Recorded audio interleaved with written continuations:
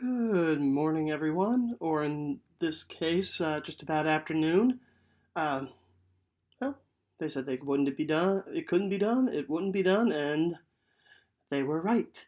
I cannot, because of how late those games ended last night, get a post-tournament video out to save my freaking life. Um, but it was a day of upsets, and I'm so disappointed in myself for falling asleep when I did because there is a lot to talk about all those games that happened yesterday. And also, just as an extra explanation as to why I'm not getting this up until almost noon on Saturday, or by the time this gets up, it'll be past noon on Saturday, is that all my family is now in town. And one of them, who just happens to be right across from me, staying here right now, is a late sleeper. And I didn't want to disrespectfully wake them up unnecessarily while they were catching up on sleep. They also had a rough day of travel getting in here yesterday, so it was better to just let them catch up on their sleep. But yesterday was a day. Now, in the case of they said wouldn't be done, and it couldn't be done, and they were wrong, we've finally had a 16 beat a 1. UMBC out of the America East, which is the conference that my current hometown team plays for, Vermont, pulled off what is being considered the most improbable upset in the history of the college basketball tournament. There's been a lot of arguments for the Houston national championship win, I believe, or the NC State upset of Houston. But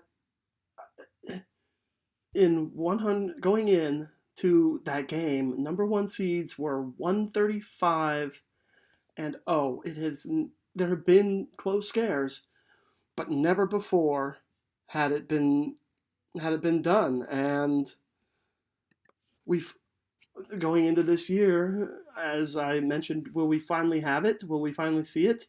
And the answer is yes. So UMBC pulls the upset of Virginia, but they didn't just pull that upset, they dominated the second half of that game. It was tied at 21 going into half, and then UMBC just came out hot, and Virginia just couldn't make a shot.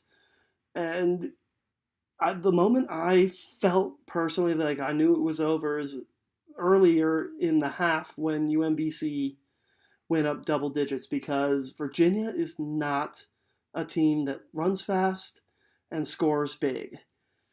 So when they got down by 10, I'm like, they're not going to come back and win this. Their biggest deficit all year was something like 13, and they did, I believe, come back and win that game. But Virginia's not a. When Virginia got down big, I just was watching this going, UMBC is going to get this. The upset is going to happen because Virginia is just not going to score any points to keep up with this. But congratulations to UMBC, big time. Like, you busted the rest of the world's brackets. There are no perfect brackets out there, thanks to the retrievers of UMBC. In the other 116 matchup, more of what you expect out of a 116 game. Xavier blew Texas Southern out of the water. It was a high-scoring game, though, but Xavier gets the big win there. Michigan State holds off a bit of an upset bid against Bucknell. That was a game where I remember Michigan State being up a little bigger than I thought they had been. I think Bucknell made a little bit of a attempt to make a run back into the game late. Cincinnati beats Georgia State. Cincinnati made that game very nerve-wracking. Georgia State went up big early. Cincinnati had to crawl their way back in. Had a small lead at halftime, but pulled away in the end. I think they just wore out Georgia State, and shout out to Georgia State's star player Simons. He scored his team's first 16 points in that game, and Cincinnati had to make some very serious adjustments. But after that, they held him to, I believe, just 6 points after that initial run. So when Cincinnati pretty much got their star on lock, they had the game on, in hand. So 68-53 was the final there. Cincinnati survives a little bit of a scare, but onward to victory, especially with in a region now that has lost its 1 and its 4 in both Virginia and Arizona. North Carolina puts the beat down on Lipscomb. As I said when I did my bracket reveal video, or my thoughts on Selection Sunday video, congratulations, Lipscomb. It's your first appearance. Have fun. And to be fair, Lipscomb played a decent first bit of the first half, but North Carolina was always going to be way too much for them. Purdue beat up Cal State Fullerton 74-48, but the big story coming out of that is Purdue's big man Haas, is his last name, I believe. Fractured his, I believe he fractured his elbow or his wrist. I know he fractured something in his arm and is going to be out the rest of the tournament, so my condolences to that player.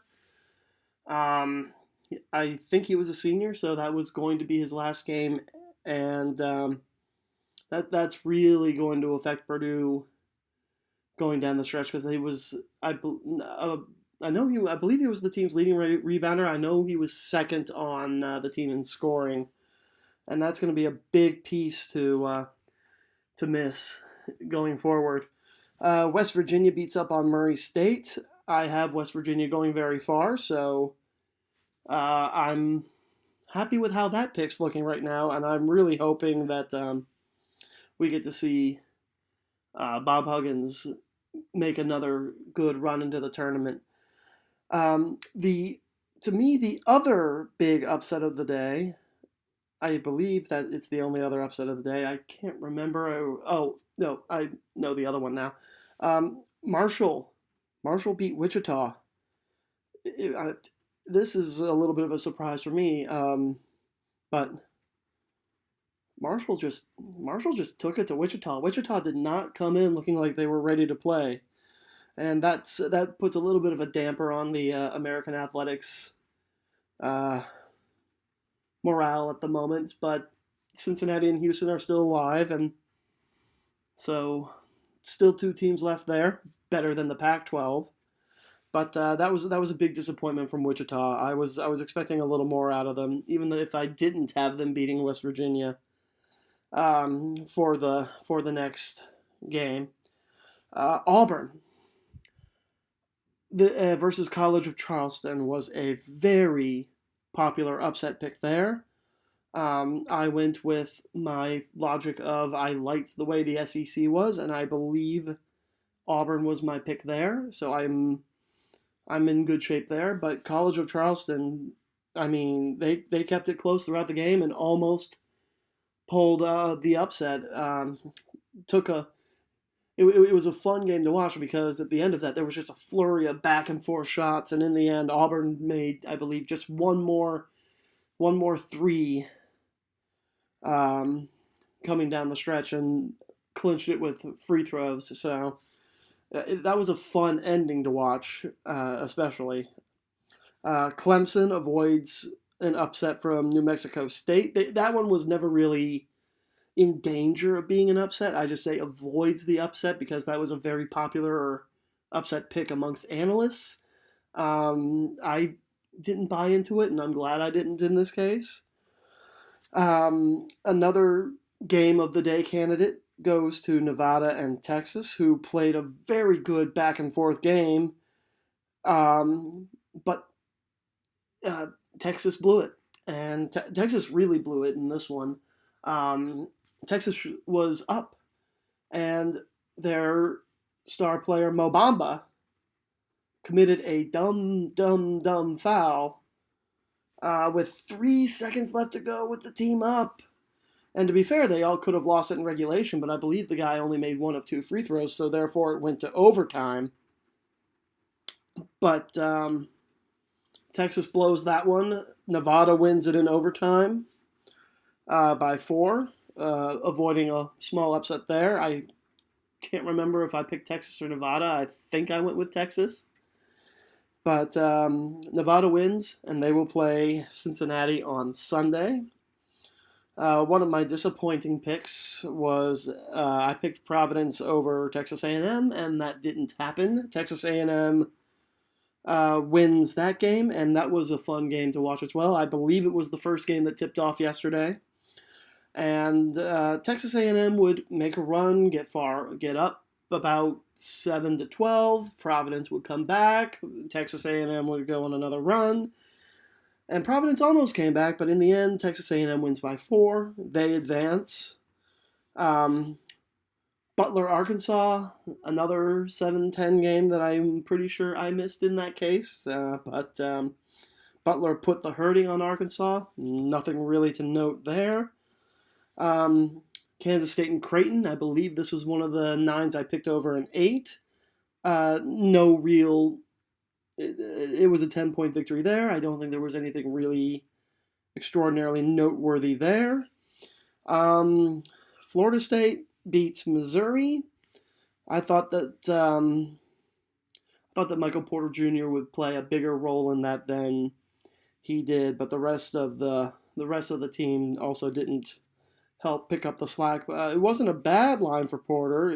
16 points and 10 rebounds. That's a nice little double-double. But I think he's going to be gone next year. We'll see if his back injury is going to hurt his draft status enough to the point where he may decide to come back and get healthier and hopefully maybe even up his stock by playing well next year. I'm not thinking that's going to happen, but I think it might be a wise choice. We'll see where that goes from there. And then in the last upset, which I am proud to say, this one I called, unlike the St. Bonaventure game from the day before, Syracuse beats TCU. Syracuse, last team in the tournament, people thought they didn't deserve to be in. I was iffy on it, admittedly, myself, but when I look at the matchup of TCU versus Syracuse, and I see that TCU is still without their best player, I couldn't resist picking that one, and in the end, in an ugly game, Syracuse wins 57-52, and that is all the scores of the first round. It was a fun first round. Thursday games were better than Friday games, but Friday upsets were better to me than the Thursday upsets. Admittedly, Arizona going out hurt many a bracket, but on the Friday game, the Friday upsets, Wichita losing and to Marshall and UMBC being the first 16 to beat a 1 in the first round like that. The first round of the tournament met all my expectations and then some. There were so many fun games. There were some fun upsets. It lives up to the hype, and thus ends my 2 holy days of basketball. Real quickly, before I sign off, I will go over today's games and tomorrow's games.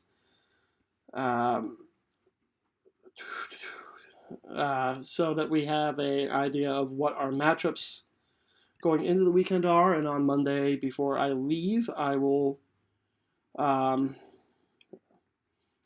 sort of do a little review of that as part of my Monday show if I have enough time to do it. But the one game that has already tipped off, because it is past 12 right now, is Villanova and Alabama.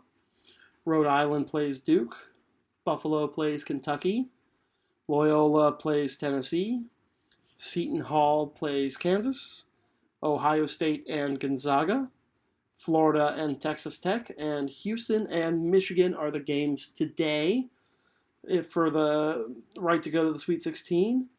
Tomorrow's games for the second day of the second round we have a little bit of a rivalry game to kick it off with Butler and Purdue, two teams from Indiana. Again, it'll be interesting to see exactly how Purdue looks without their star big man. Syracuse and Michigan State. Oh, look, ACC Big Ten Challenge style game. That's going to be fun. That's going to be a potential. I don't think Syracuse will pull off the upset there, but that's a fun matchup. I actually can't wait to see that one. Texas A&M, North Carolina, Nevada, Cincinnati, Clemson, Auburn. That'll be a fun game. UMBC, who would have thought that for a round of 32 game? UMBC versus Kansas State.